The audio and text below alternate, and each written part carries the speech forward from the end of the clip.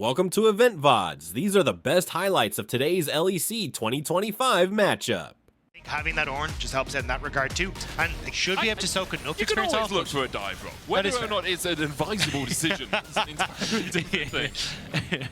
Yeah, I think it's a look, don't touch in this situation. Genex does hit level 2, but there is 4 members now, which changes things quite a bit. No one tanking the tower as of yet. Execute now will go in with a Shadowing Strike, gets the crash down shield as well, and it's well-managed dive from Rogue. Patrick will survive this, pops the barrier just to make sure. Yeah, but all 4... So Malrang could immediately try and come down on its bottom side, but looking at a potential play in the mid lane as the TP comes through, but Malrang is now in position.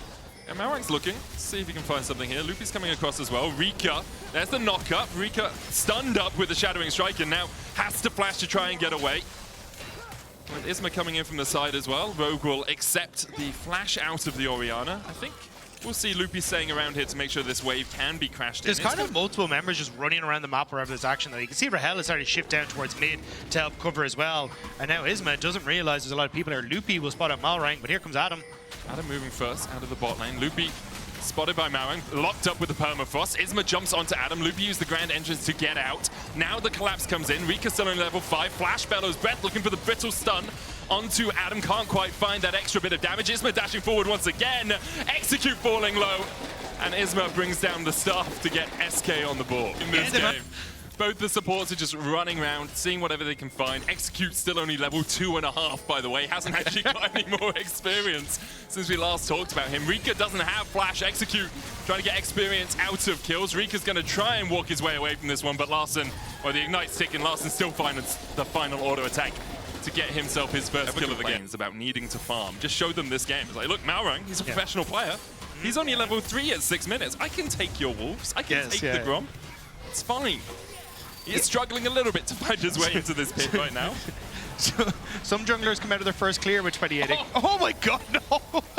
I was going to say, some junglers come out of their first clear with 28 CS. Malrang is 6 minutes into the game and still has 20, so he's definitely a little slow in the clear. Has just hit level 6 and Genex has the 6. Adam doesn't have flash here, so Isma can look for the engage. There's the call of the Forge God. Cyclone goes in, follow up with a knock-up. Another Cyclone available to Isma, and already Adam's dead. Well played by SK.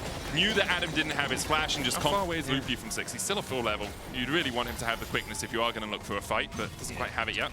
Also, you're kind of looking at a big shift from Rogue up towards this. They're not moving Rahel from SK though. Maybe just look to take one away. Looks like it's probably going to be 3 apiece. Now, Isma does have the smite. The Emperor's Divide will only find the clone. Isma jumps across the wall. And he didn't manage to smite the Grub in time. So it will be a full camp over to Rogue. However, they are losing some plates on their bot lane tower. Yeah, and they're going to push towards that tower, make sure that Isma has the prio in the bot side to take the first dragon of the game for SK. Yeah, so in the grand scheme of things, SK kind of coming out on top, and like Rogue had a lot of the early aggression, but you can see a 1k gold lead starting to open up. They're okay when it comes towards objectives, so I think as long as they're able to find ways to have a chance of making it into our final 8.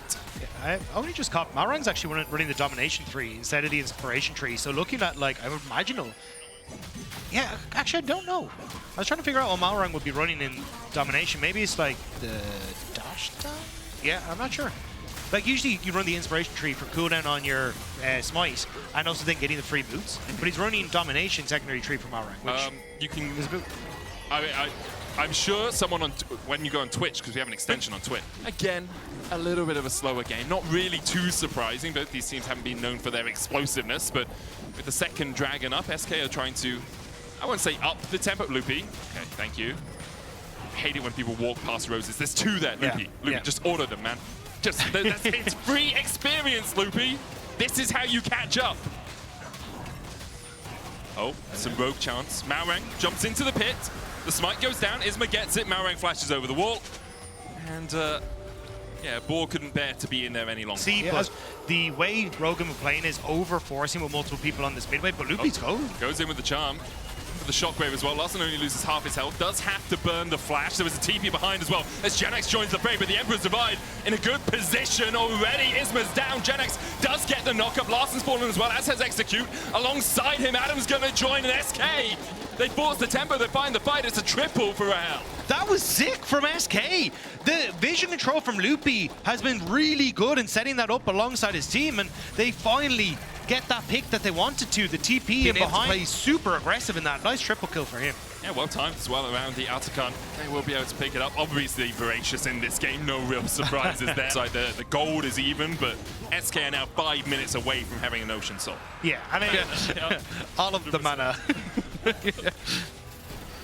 It's, we can say it works their way. Call of the Fortune coming out. Patrick's going to burn the flash early. Isma still gets the Cyclone down. Patrick now with the barrier. But look at the follow-up. Look at the CC. Loopy gets down with it. Oh, Larson, and no! Larson goes down as well.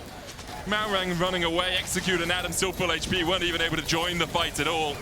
Janet's going to chase past the towers here. The tier 2 in the mid lane will fall. SK turn Very their eyes. simple to execute composition. And finally we're saying, hey, you can find these picks. You can find the engages, and it's looking great. I mean, this trio of Genax, Isma, and Loopy have consistently been able to get onto the key targets. And for Rogue, it's looking pretty diabolical right now. Yeah. Remember, if they lose this, they are eliminated from playoffs alongside SK. Kind of poetic justice for SK to be the team on the Drake. 2 minutes remain on their Baron buff. They are only pushing through 2 lanes. Larson has pushed out top, and actually, I saw a ping. He stepped around for a second, but he is going to finish off his recall and make sure he can come back for this base defense. Yeah, I mean, they should be able to pick off this kind of minion. It'll do some work, but should be fine. So any sort of force now as both waves start to crash, Larson should be here for it, but I don't think SK really want to overcommit here. Like, you've got Dragon, your soul in 50 seconds. The kind of minions can do the work here. Just don't have to get fancy with it. Don't really need to overcommit. They take the inhibitor tower on the bot side. Janet's going to head bash his way away. Loopy just acting like a nuisance. Inhibitor will fall in the bot lane. SK have a minute 20 remaining on their Baron if they do want to try and get some mid pressure, but the wave's still only at the halfway mark of that jungle. Lane. I mean, SK could be doing it already for all they know, and that's exactly what they're doing. Isma able to do it by himself. This Wukong has been strong from the start of the game, and with 2 items should be able to get through this one in short notice. Yeah, and you can see Patrick just trying to tank up this minion wave with execute so that then they can't hit onto the tower and start another turret falling alongside the dragon and that bot lane structure. But at this stage, you're kind of just desperately holding on to anything. Like, be my race car that goes into the middle of everyone and does it for me. So, yeah, you just don't really have to worry about it. So, I don't know how you're supposed to find these engages. I think part of the hope is, now with Baron having fallen off, maybe SK overextend. Right, if they go under a tower, they can't quite kill it off, then you can look for something, but as the tower goes down immediately, they go into Patrick again, does still have the flash, has the barrier, uses both a little too late. We're still caught in the Cyclone. Maurang tried to dive in, Larson hasn't been able to get in the action at all, and all of SK are still at full HP. The Ocean Soul at their backs, buffing them up. Rogue, 3 left to defend, but it's SK's day, baby! No one beats SK 8 times in a row. Larson dives in, but